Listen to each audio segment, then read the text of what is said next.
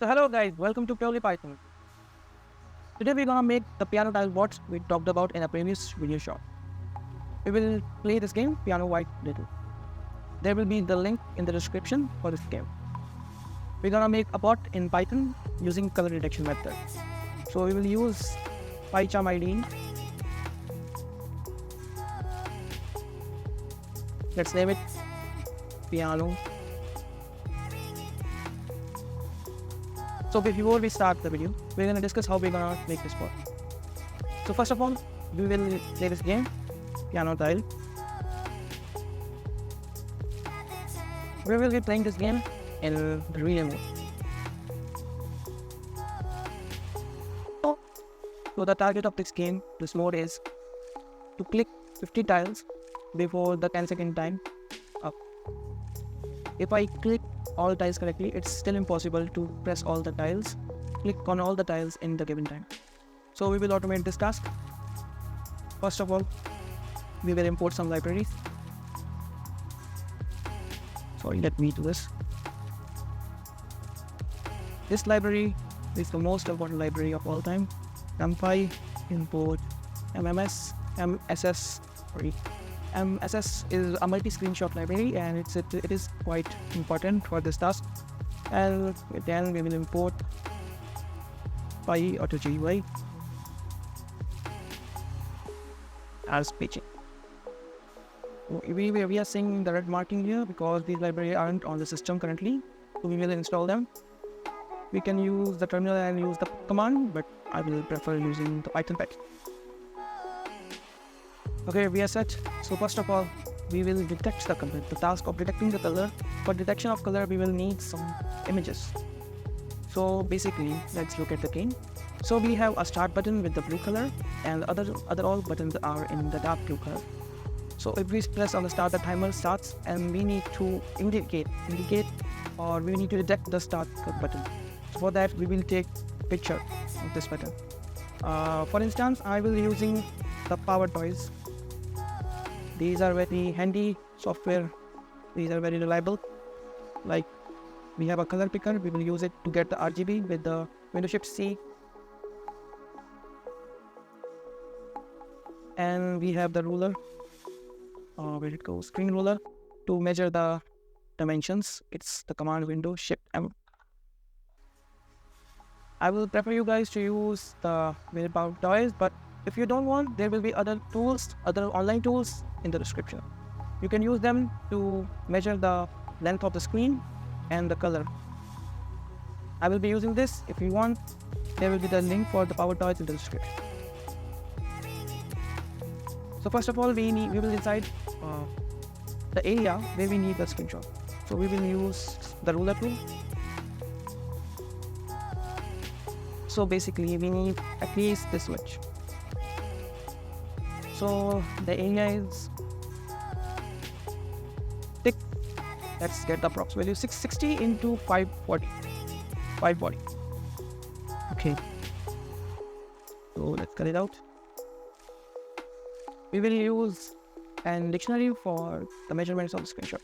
So we will make a variable chords.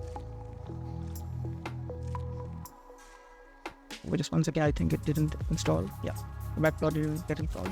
So chords, we will use the top. Top here indicates the number of pixels you want to leave from the top. The number of pixels from the top will be, let me check again.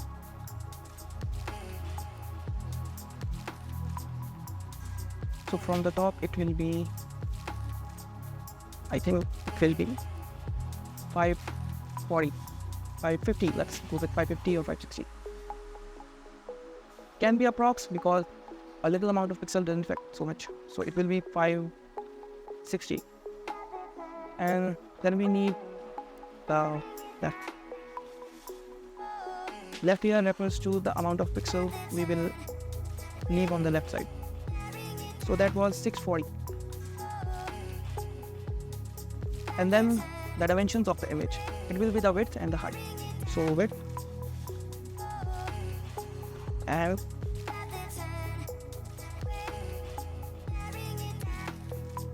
let's measure those. I accidentally closed it. Quite little.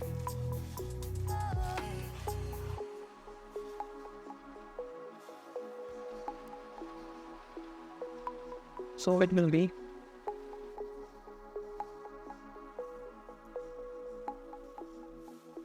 we will 50 the height and approx 600 will be the width. So width will be 600 and the height will be. So how to get the screenshot? So we will have the image variable. We will have an image variable and use the MSS module and MSS class of this module.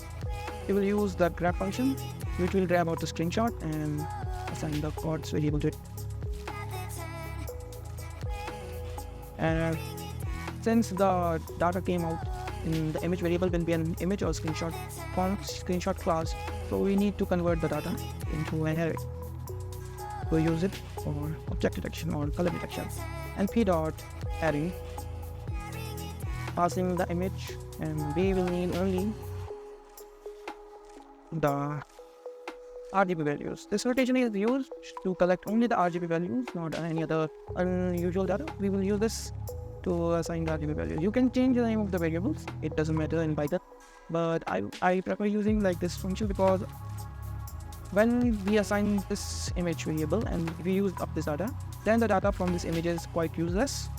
It is already converted into array, so we can ignore this variable. You can assign another variable if you want to keep this data. Now we will plot the image plt.imshow, and we will pass the data in the image plt.show. Now we will run it. There we have it. So I think a screenshot data is quite off.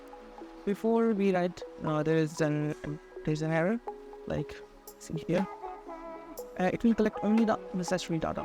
We need to ignore all the unnecessary data we collect. And now, here we have it, the screenshot. As you can see, it's a bit off, but we can fix it a little. I just change a little features. I changed the top to 540, left to 660, with 600, and it's 250. It can vary on your system, so don't follow these. Find your own weather ruler, or you can use the other tool I will put in the description. It will help you to find the correct dimensions or correct value to be put in this dictionary. So let's run it. There we have it, and it's perfect. When you plot this function, when you plot the image, use the RGB values present in this image. That will be more useful because these are more correct values. So we will use the picker tool. Here's the image. So this is the RGB values for this image. We will use this in our. So I will just comment it out here. We are going to use these later on. So we don't need the plot functions. So we got the screenshot, we got the image. We will use the plotting again for the other tile, the duck one. So first of all, we need to assign a function. We need to make a function. Click start button.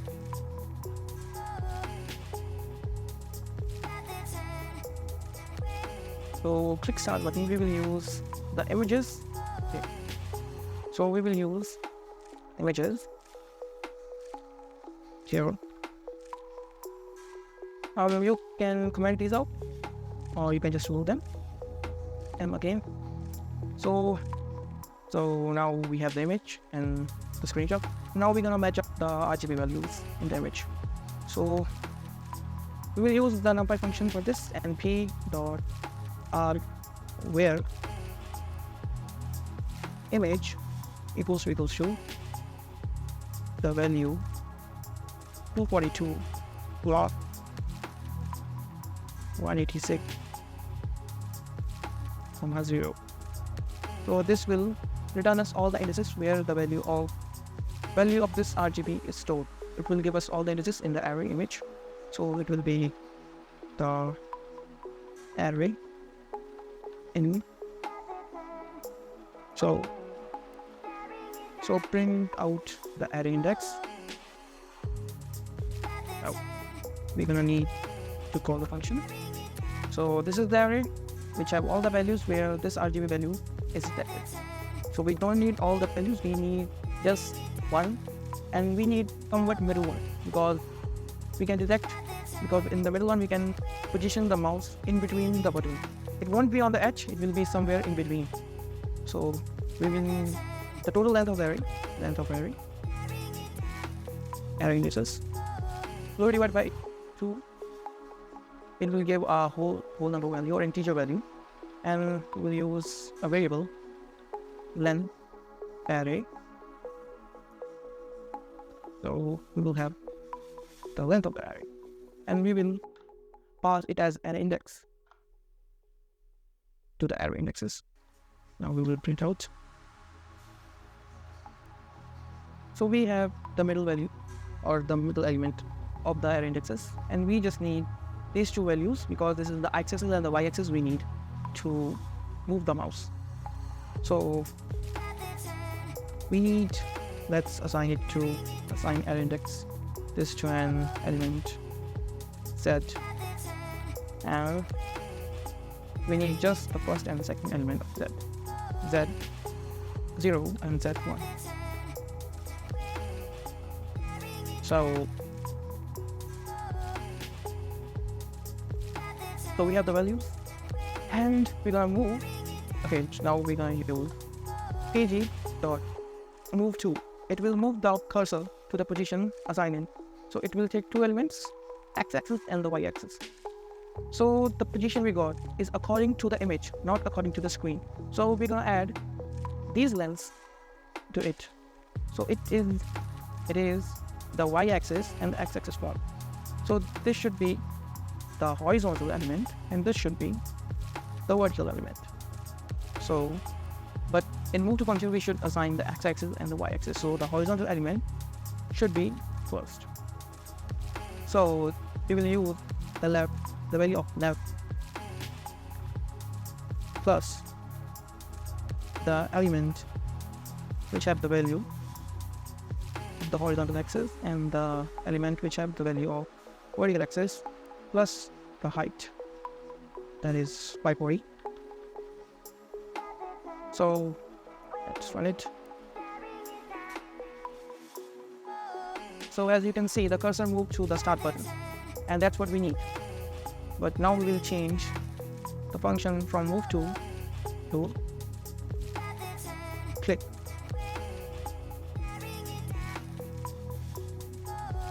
So it will now click on the start. So it now click on the start button. As you can see, the timer has begun. So the other side, the other function will be quite similar. We don't need like this. We're gonna just take the screenshot of the same place. We just need the RGB values of the other type. Remove the indentations. And plt.imshow, we will pass the image plt. Now we will run the code and wait for a second, and we have the image we need. Now we will use the shortcut, color picker shortcut, to note down the RGB values. That's 59, 34, 15. So we don't need this anymore.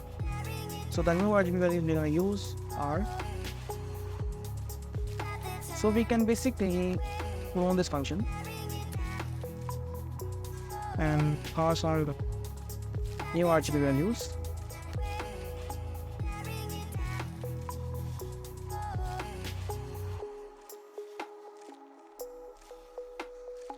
We should just change the RGB values, and we'll change the name of the function with tile button. So let's test it out. Click tile button. Now we have both the functions we need. So basically, first we should click the start button, and then the tiles will be coming up again and again, so we will loop the task for I in range.